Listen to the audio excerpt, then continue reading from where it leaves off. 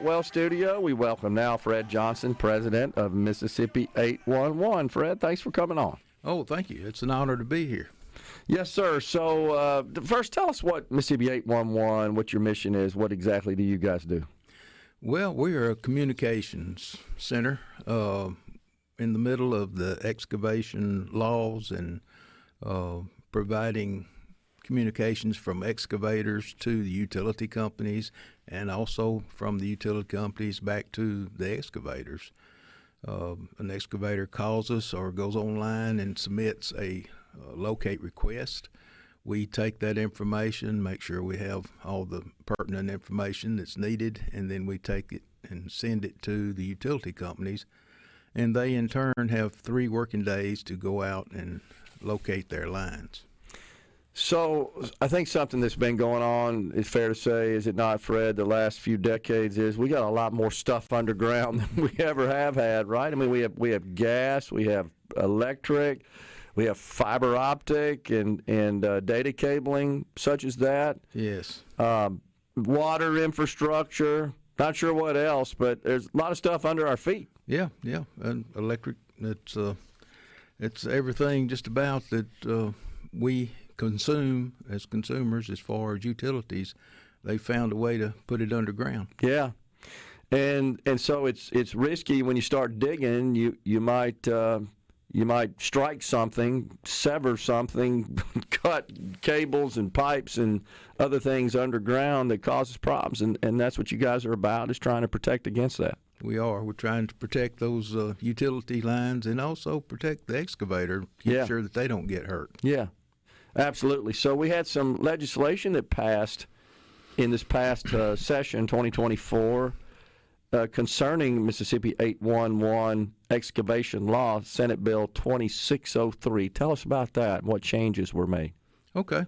First of all, I need to thank those who made this possible. Senate Energy Chairman Joel Carter and the House Public Utilities Chairman Brent Powell. Yeah. They introduced the legislation for us and then used their leadership to get it through and passed.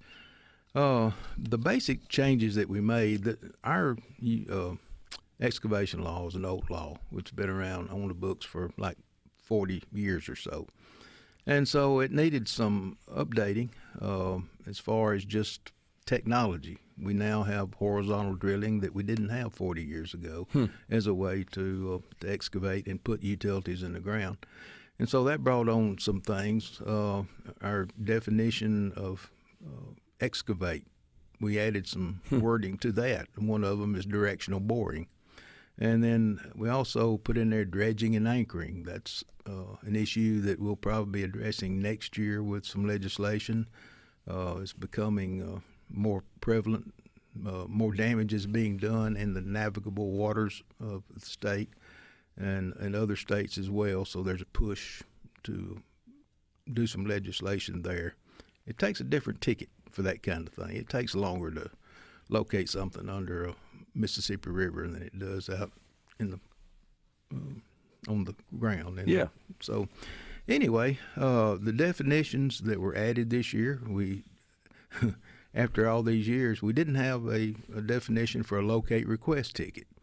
When an excavator calls in and asks that the utilities be located, there was no reference in the law to what that is. In the industry, we relate to it as a ticket, a locate ticket. So that definition was put in there. The trenchless excavation that we were talking about, horizontal drilling, a definition was put in for that.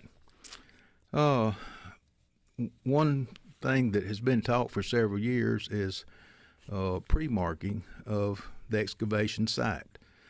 And that is known as white lining in the industry.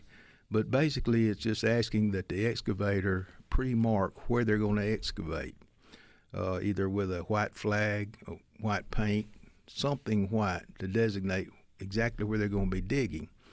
And that alone will save the locators, the people who go out and locate the utility lines, a lot of time, because they'll know exactly where they need to locate and they'll know where they don't need to locate and spend a lot of time locating something unnecessarily. And so there's a definition put in there for that, and instructions that the excavator would pre-mark unless he can describe in the ticket itself exactly where they're going to be digging. If they can do that adequately, it's not required. There's also some things that we have talked about for years and years. We call them best practices, things that would just help the whole process. And one thing that we've preached is not calling in more of an area than you can actually dig in the 14-day period of a ticket. It's limited to 14 days per ticket, then you'd have to update it. And so many times big contractors, they call in many tickets, and a lot of times they'll call in more than what they can dig. It puts a burden on the utility companies to be able to go out and locate all of these things, and it's frustrating to find out in 14 days that it was no one ever dug on that particular ticket. And so what happens if they didn't, odds are they're going to call back and do an update ticket. And so that's something that we've tried to get people not to do, that type thing. And just using it as a best practice wasn't getting anywhere. So the Mississippi Damage Prevention Committee decided it was time to put some teeth in that and passed it as a law that can be enforced. And so now that's prohibited to put more area than what you can reasonably work on in 14 days. And also along with that, the update tickets, if in fact the excavator does work on that ticket but they don't complete it, they can call for an update ticket, but they're prohibited from calling in the area where they've already excavated. So therefore the utility locators don't have to go out and remark things that have already been marked and worked on. So that's some things that I think is going to help move the excavation process. It helps both. It really does, because the contractors themselves, if they're calling in more than what can be located, then the locators are tied up on unnecessary tickets, and they're not able to get sometimes to the legitimate tickets that the contractors need as well. So, hopefully this will lead to a much smoother process. Was there anything, Fred, that you needed the legislature to take care of that wasn't included in this legislation, or was included in other legislation and didn't make it, didn't pass? Some things have been discussed already. One of the things is last year we passed and made it, instead of 2 working days, the utilities have 3 working days now to locate their facilities. We didn't lengthen the time frame of the life of a ticket itself, so we remained at 14 days, and I think it's legitimately thought that that's too short of a period of time, that we need to maybe lengthen that to possibly 20, 21 days instead of having to come back and ask for updates so often. So with respect to just, let's just say a homeowner, for example, that wants to dig on their property, I mean, they're at risk as well, right, of digging and severing lines or impacting pipes and so forth. Can they call 811 and get assistance there? Absolutely. They're encouraged to. In fact, the gas companies report that most of the damages they experience is from homeowners doing that kind of work, cutting their own service lines or damaging them, going to their own homes a lot of times. Yeah.